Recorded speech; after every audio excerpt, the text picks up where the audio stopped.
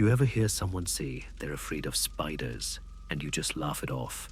Everyone's afraid of something, right? Heights, the dark, little things with too many legs. But fear is a strange thing. If you let it sit long enough, it grows roots. And sometimes, those roots grow deep enough to find something else hiding in the dark. Something that isn't afraid of you. The story you're about to hear wasn't found in a book or whispered in a campfire circle.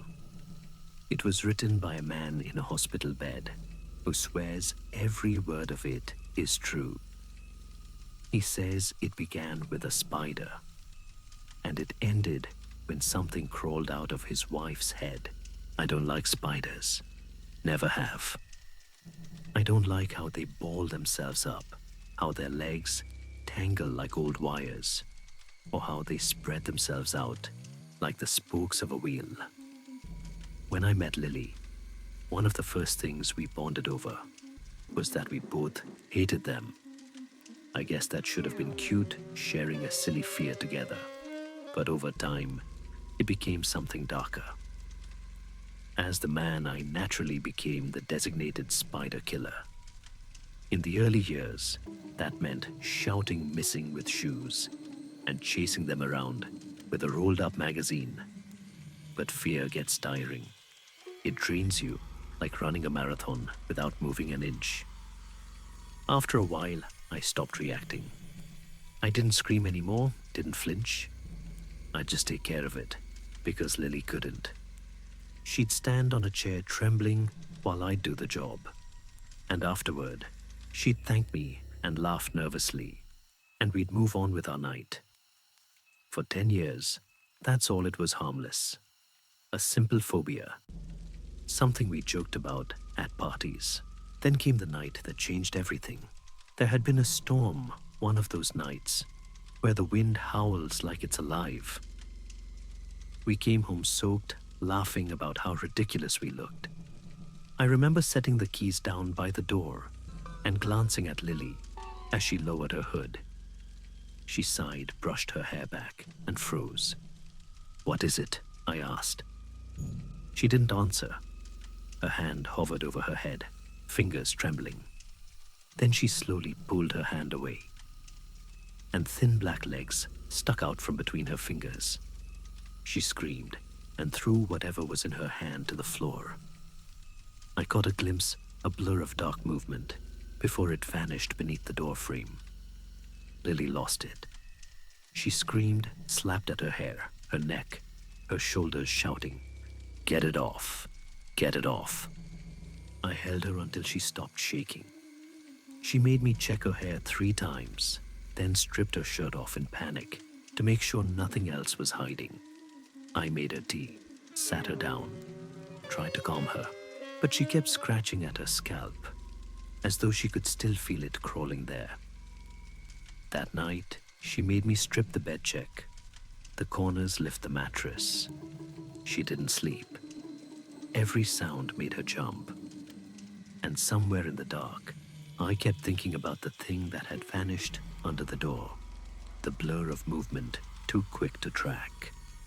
It was the last spider I ever saw in that house. Weeks passed, but Lily couldn't move on. Every night was the same routine: tear the bed apart, shake out the sheets, check the floor. She made me search the room before we went to sleep every single time. Then she started removing furniture. She said it made her feel safer if there were fewer places to hide. At first, I thought she just needed time, but it didn't stop. She began seeing them even when there weren't any, on TV, in shadows, in her own hair. Then one evening, I came home to find her in the bathroom. She was crying and holding an electric razor. Her hair was gone, completely shaved off. She looked up at me with wide, feverish eyes and said, "It's the only way to feel clean. The only way to be sure." I didn't know what to say. After that, she stopped eating properly. Any brush of fabric against her skin made her flinch. She slapped her arms and neck like she was fighting invisible things. Then came the night she picked up a hammer. She said she could hear them in the walls, scratching, crawling, whispering. Before I could stop her, she smashed the wall that separated us from the neighbor's house. The police took her away that night. They called it a breakdown. I called it mercy. She needed help. Her parents found a clinic that specialized in exposure therapy, facing your fears in small doses. They started her off slow drawings of spiders, then photos. I spoke to her every night on the phone. She sounded fragile, but hopeful. "I'm getting better," she said. "I even touched a fake one today." 2 weeks later, she told me she held a real spider. She cried with pride. So did I. When I went to pick her up, I expected to see my wife again. But what came out of those hospital doors wasn't Lily. She was thin, ghostly thin, her skin pale, her scalp still smooth and uneven from the shaving. But it wasn't her appearance that unsettled me. It was her eyes, wide, glassy, like she was still seeing something crawling just behind me. I smiled, pretended everything was fine. For the first few days, she was quiet but cheerful. Then one morning, I found her in the kitchen. She was hunched over the table, giggling softly. I stepped closer and saw it a spider the size of my hand, trapped beneath a glass. She tapped the glass, laughing like a child. "He's a big one, isn't he?" I said weakly. Her shoulders relaxed.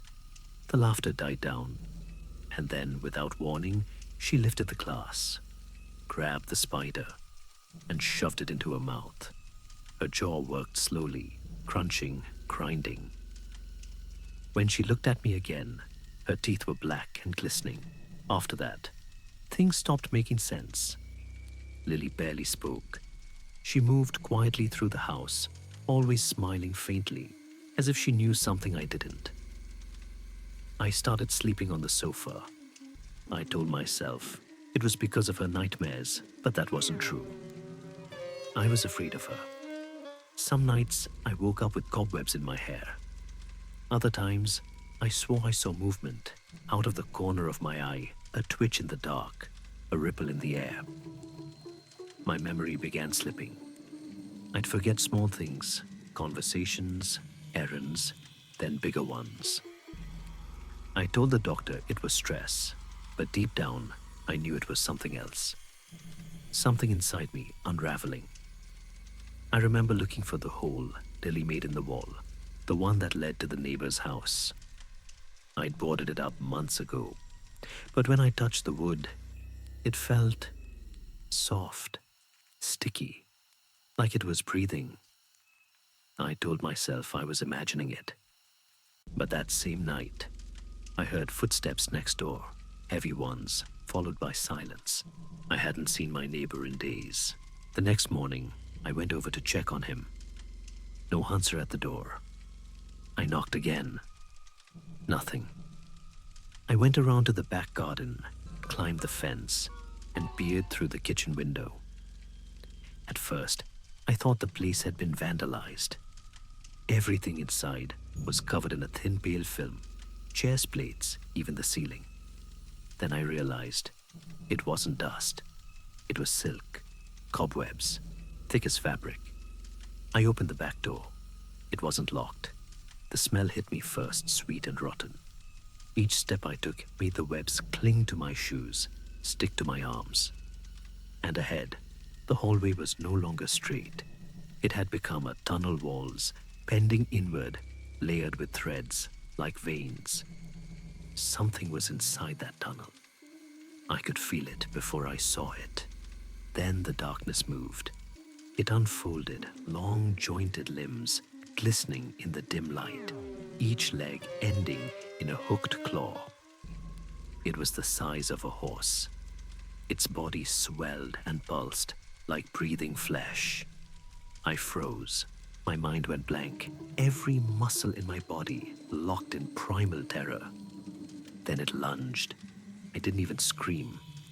The impact knocked me to the floor, and all I could see were its fangs, pale and dripping, descending toward me.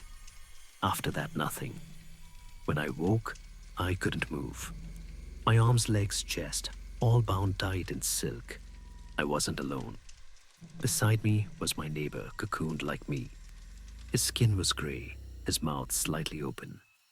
I thought he was dead, until his eyes flicked toward mine. He tried to speak, but only a wet gurgle came out. Something brown dripped from his lips. A small shape tumbled free and hit the ground between us. It moved. It had legs. Then Lily appeared. She knelt beside me and stroked my face like a mother comforting a child. "It's okay," she whispered. "It won't be much longer now." Behind her, the shadow shifted, the enormous spider looming over us both. "Do you remember the night of the storm?" she asked. "The one that crawled out of my hair." My voice broke. "Lily." "What did you do?" She smiled. "I told you. They get bigger." I don't remember lighting the fire. I just remember the smell. The webs went up fast, faster than I thought possible, flames, spreading like liquid, eating everything. Lily screamed, but her voice wasn't hers anymore. It was deeper layered, like a chorus of whispering mouths. I ran. I didn't look back. When I woke again, I was in the hospital. The doctors said the house was gone, 2 homes burned to ash. They said Lily was dead, that they found remains in the neighbor's living room. They said I did it. Arson, trauma, possible self-inflicted brain injury. They call it dementia. But that's not what this is. They told me the neurons of the human brain, with Alzheimer's, look like a cobweb, strands with holes in between. I laughed when they said that. I don't remember much these days. The faces of my doctors blur together. But there's one orderly who visits often, kind eyes, warm smile. He tells me not to worry. Says he'll make sure no spiders bother me. I believe him, though sometimes when he turns away, I see something pale glinting in his hair, like silk. And when I close my eyes, I swear I can still hear her voice, faint, soft, just behind my ear. "It's okay," she whispers. "You'll get used to it."